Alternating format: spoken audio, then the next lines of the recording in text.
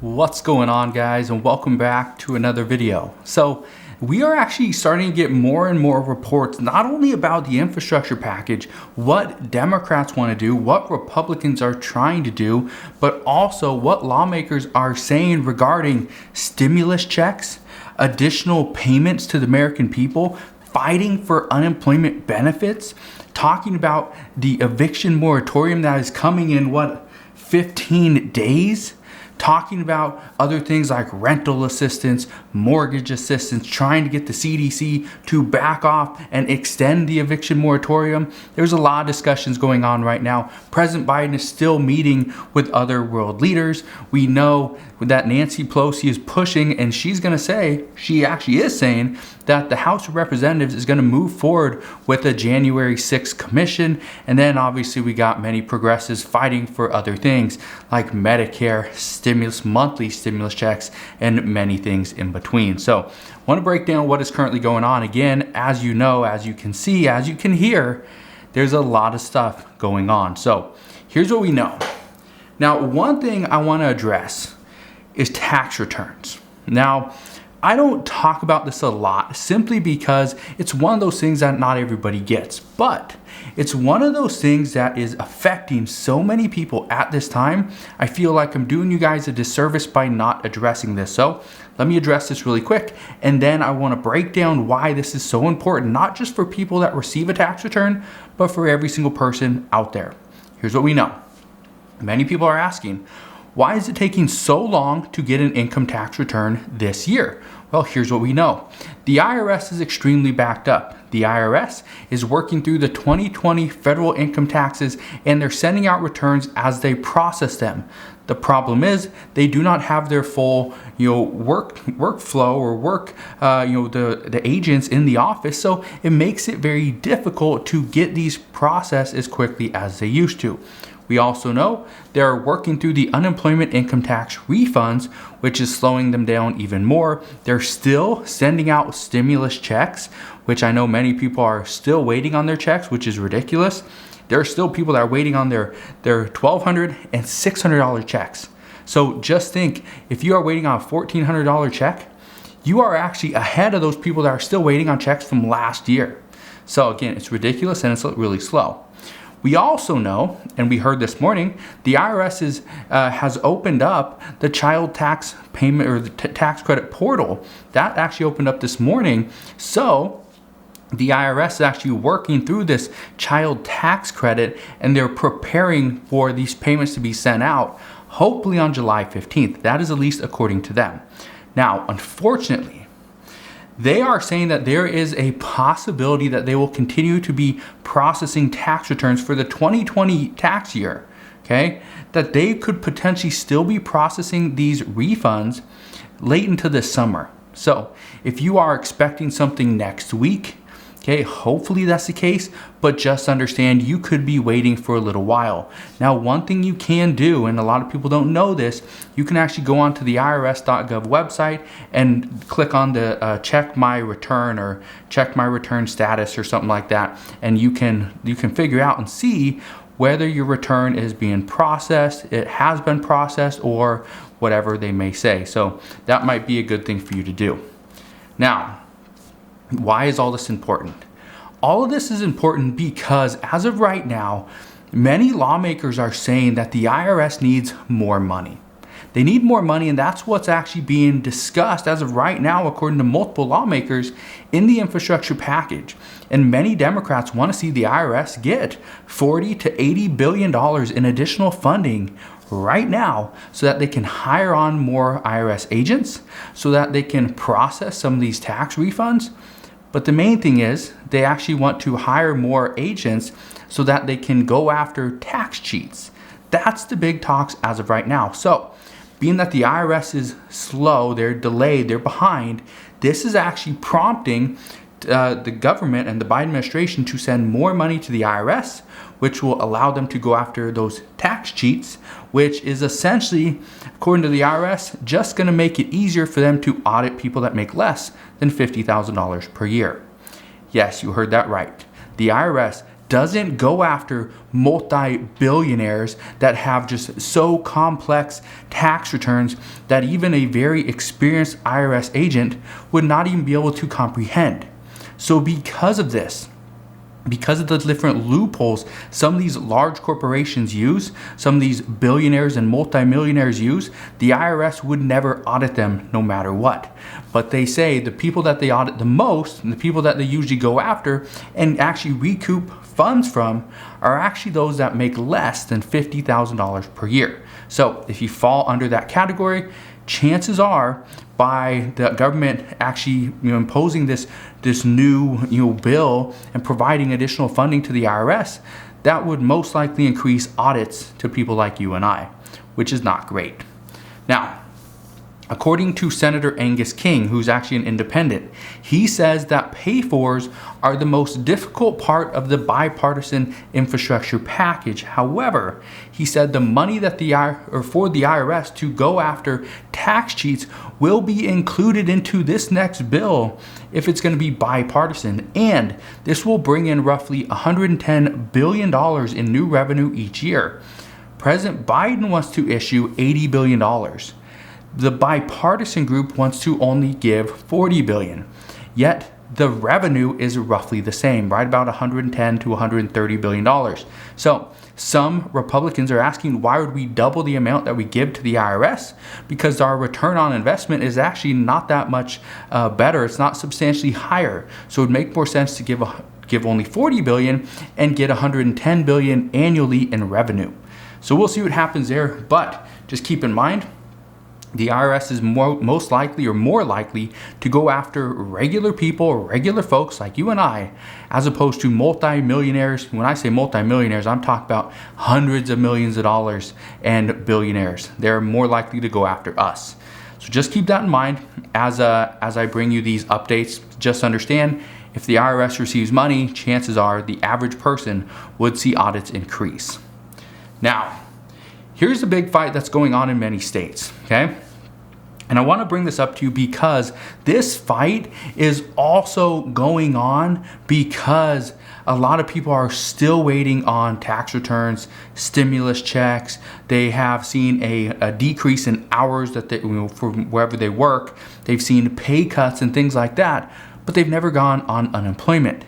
Here's what we know. Many states as of right now are actually considering hazard pay, but they're talking about hazard pay or essential pay or whatever you want to call it. They're talking about this because many governors as of right now are providing bonuses, incentives to go back to work, and you call it that go back to work or get back to work bonus. Well, here's the issue. Many lawmakers are asking why people who were unemployed are more important than those who never left their job and have never stopped working throughout this entire pandemic.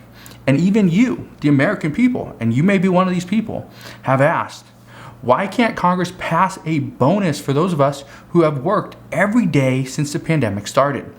What you need to understand is last year, under I think it was the HEROES Act, the first one, HEROES Act 1.0, right? That one, that was at the $2 or $3 trillion stimulus package. That bill, that one was, I think it was $2.4 trillion. That one included a bunch of money for hazard pay, where the American people would get $13 per hour, up to a $20,000 bonus for every hour they worked. $13 in addition to whatever you made. If you made, let's say, I think the cap was like $19.50 per hour. So let's say you made $17 per hour, you would also get a bonus of $13 an hour, meaning you'd get paid $30 per hour, up to a total of $20,000. I think is like a little bit under, I think it was a little under 1,000 or 1,200 hours was the total. It would have taken, I think, like 6 months to get there, but you would have received up to $20,000 as a hazard pay bonus. Okay, that was in the HEROES Act. We're long past that. HEROES Act's never going to pass. That's done. That's dead. It's never coming back. But what I can tell you right now is states are considering passing bills that actually reward essential workers, reward first responders. Now, I just want you to, explain this because this is something that we are seeing. States are now getting, a lot of their stimulus money. States are now realizing they had a surplus of money before, and now they're just getting more money and they're figuring out, well, how do I spend it? Oh, I know. Let's give it back to the American people. Let's give it to our residents. They will know how to spend it. They will boost our economy, and then we'll just get it back in tax dollars and tax revenue. Well, that's exactly right. So here's what I can tell you. Many are saying that right now they are considering passing bills that would reward those that never left the workforce. But here's the issue. Some want to know, how do we classify an essential worker? Is an essential worker a doctor, a nurse, an EMT? An EMT, a paramedic, a firefighter, a police officer are all considered first responders. But how do you classify essential workers? Could it be a janitor? Could it be a store clerk at, let's say, a Walmart? Could it be a cashier at a grocery store, at a Target? Could it be a construction worker? What would be classified as an essential worker? And this is where things are starting to get a little more complicated. And this is why many states, as of right now, have yet to pass a get back to work bonus or a hazard pay bonus to essential workers, is because they cannot classify them. They don't know who to classify as essential. Would a teacher be essential? Let me just ask you really quick. What do you do, and do you consider yourself essential? I'm just curious. I think everybody that worked is essential. Every single person that works is essential because every single thing that somebody does is needed. For example, I'll just use myself for example. Let's say the garbage man that comes and picks up the garbage, or the sanitation worker or sanitation engineer. I'm not sure exactly what they call themselves. And sorry if you're that and I butchered what your profession is, but like that person that comes and picks up the garbage, I wouldn't consider myself more important than them, because they're doing a job that if I had to, pack up all my garbage from my house or my office or wherever and haul it down to the dump, it would take me hours. I couldn't do that. So to me, they're essential, right? Somebody that comes and checks my meter to see how much electricity I'm using, they're essential. They keep everything going, right? The person that bags groceries at the grocery store is essential, because again, it would take me a long time to bag my own groceries, right? Somebody that's working at the pharmacy is essential, right? Somebody that works at an office building for, say, an insurance building, they're essential. I need to pay my insurance. Well, open up the mail, take my check, or whatever, send me an invoice, whatever you need to do. They're essential. And this is the issue, is how do lawmakers decide who is essential? That's pretty much what I'm getting at. So we will see, but this is also why some states are considering not passing a bill to provide essential workers and first responders with an additional bonus, but instead, let's provide the lower income individuals or just every single resident in the state. Let's provide every single person. Most states are going to target this, but let's provide the majority of our residents with a stimulus check to help stimulate our economy. And it's not because the stimulus check isn't coming from the federal government. That's not why they're passing this. According to reports, their states are passing this because they can't decide. How do we classify essential workers? How do we reward our residents? How do we do it? And it makes it almost impossible. So there are states that will pass an additional stimulus check. I wouldn't say this is the fourth stimulus check, because in some instances, for example, in I think Orange County, Florida, their residents have received a stimulus check from the federal government, $1,200, $600, and $1,400 checks. And there's been 2 instances so far where their residents have received a $1,000 stimulus check. So they're actually on stimulus check number 5 that they've received, and they're actually on number 6 if Congress passes another check.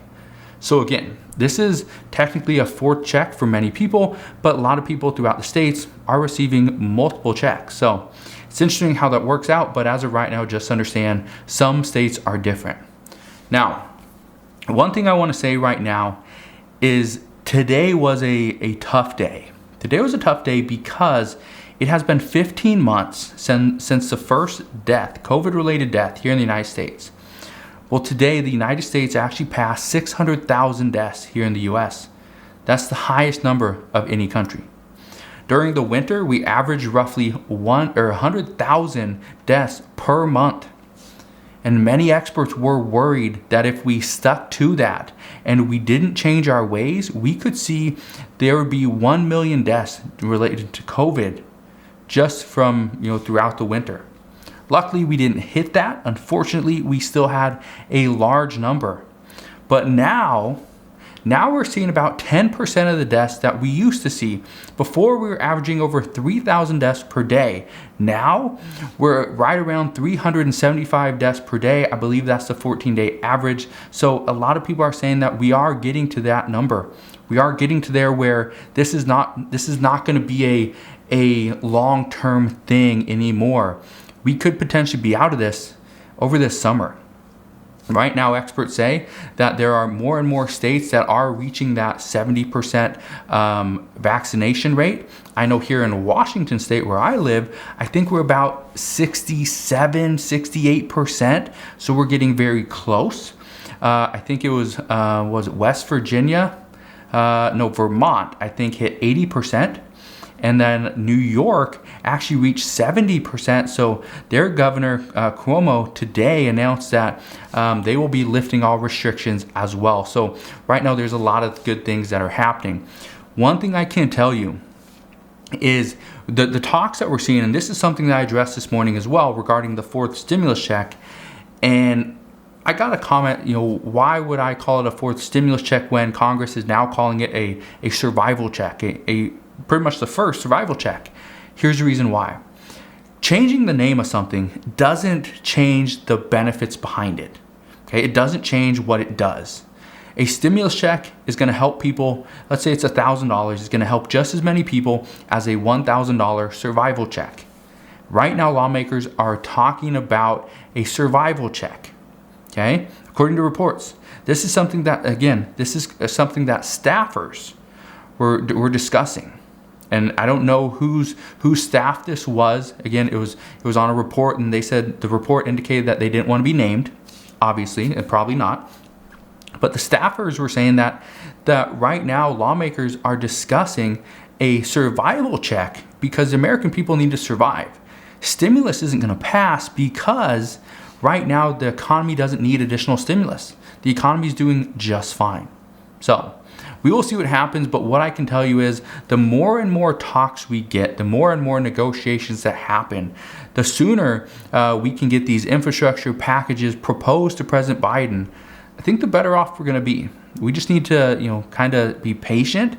It's very difficult, especially if you're struggling. You need additional food or some food. You need to pay your rent. You need to pay car payments. You need to pay your utility bills. It's very difficult to just be patient, but that's pretty much what lawmakers are asking. Just be patient. We'll get it done. We'll do our job. Well, we'll see what happens, but as I know more, I promise I'll fill you in on all the latest news and updates. I just want to thank you guys for watching. Have a wonderful rest of your Tuesday afternoon and Tuesday evening. Consider subscribing so I can continue to keep you updated on everything that's going on, and I'll see you guys on the next one.